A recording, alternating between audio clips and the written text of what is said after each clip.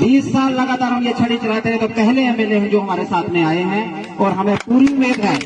यह है कि हमारे इस पिछड़े इलाके को नहीं भूलेंगे और आगे के लिए जब भी छड़ी यात्रा होगी तो हम बहुत आभार प्रकट करते हैं, बहुत आभार प्रकट करेंगे और माँ भगवती से प्रार्थना करेंगे कि हमारे एमएलए नौजवान हैं, इनको तंदुरुस्ती बख्शे कि पहाड़ की एक एक चोटी पे ये पहुंचे कि कम से कम कॉन्स्टिट्यूंसी को ठीक ढंग से समझ सकें और इस हमारे पिछड़े हुए इलाके को कहीं ना कहीं आगे ले जाने की कोशिश करें। इस यात्रा के बहाने इस इलाके को जो है हम दुनिया के नक्शे पर लाना चाहते हैं और मैं उसमें तमाम लोगों का शुक्रिया अदा करता हूं कि जिन्होंने सच्ची श्रद्धा और निष्ठा से लगातार जो इस तरीके से ये यात्रा चले आ रही है, तो आशीर्वाद लेने का। इस इलाके की सबसे ये जो खूबसूरती है वो यही है, यहाँ की जो लोकल यात्राएं चलती हैं। सबसे पसमानदा इलाका है हमारा ये सराज का इलाका, लेकिन जितना ये पसमानदा डेवलपमेंट के हिसाब से है, लेकिन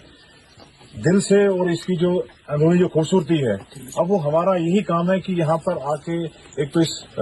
यात्रा को जो है भव्य तरीके से कैसे बनाने, तो वहाँ के जो लोकल जो लोग हैं, मास्टर गंदार जी हैं और उनके साथ तमाम यहाँ की कई हर जगह से छोटी छोटी जो छड़ियाँ निकलती हैं, इन लोगों का एक हम तो धन्यवाद भी करते हैं कि ये अपनी मेहनत से और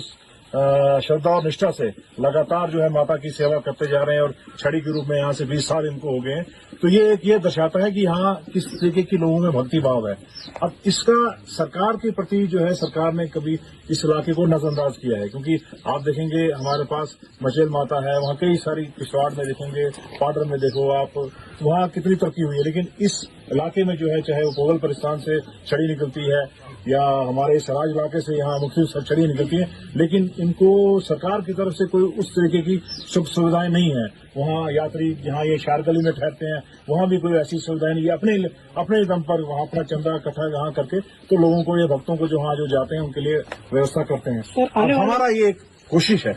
जब से हम आए हैं, मुझे पहली बार यहाँ सौभाग्य प्राप्त हुआ, मेरा यही एक कोशिश है कि इसी माध्यम से, क्योंकि यहाँ पर माता का ही आशीर्वाद जो हमें मिलेगा तब जाके हमारे को तरक्की मिलेगी, इसी का ही मेरा यही यहाँ आने का मकसद भी है कि इस इलाके को समझें, देखें और कैसे इस यात्रा को एक तो आसान बनाया जाए, यात्रियों की सुख सुविधाएं आगे से हम अगले साल से थोड़ी कोशिश करेंगे कि उनको थोड़ी सी बढ़ोतरी कराई जाए और इस यात्रा के बहाने इस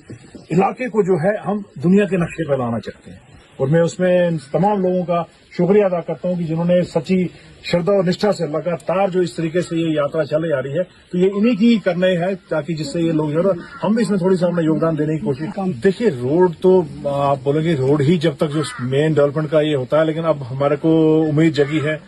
12-15 रोडें हमारे को आई हैं और इस इलाके में मुझे लगता है सराज में ही 2 जो है, खासकर इस जो जहां से ये बंदराट एरिया में है, वहाँ एक तो हमारे को गली चाड़ना वाली रोड जो है वो पहुंचेगी, एक एरोगा वाली रोड है वो पहुंचेगी। हमारी कोशिश है कि यहाँ से किसी तरीके से जब ये रोड नेटवर्क कहीं बनेगा तो कहीं सर्वेधार तक तो मैं आपको बोलूंगा कि अभी तो वो पॉसिबल नहीं है, लेकिन किसी हद तक इनका रास्ता कहीं आसान हो जाए, कहीं किसी एक जगह पर तो जो है कहीं थोड़ा सा, क्योंकि जो यात्री है कोई आधे रास्ते तक भी अगर कहीं सड़क मार्ग इनको मिल जाएगा तो ये हम इसको समझेंगे कि हमारी बहुत बड़ी उपलब्धि हो जाएगी। तो उसी पर हम कोशिश करेंगे इन तमाम जो भक्तजन है इनके साथ मिलकर सलाह करके कैसे उसमें इनका वो रोड का कोई काम चले, क्योंकि काफी ये खूबसूरत इलाका है, जंगलात इसको सबसे बड़ी एक दिक्कत है, लेकिन कोशिश करेंगे रोड बनाने की। शुक्रिया, जय माता दी।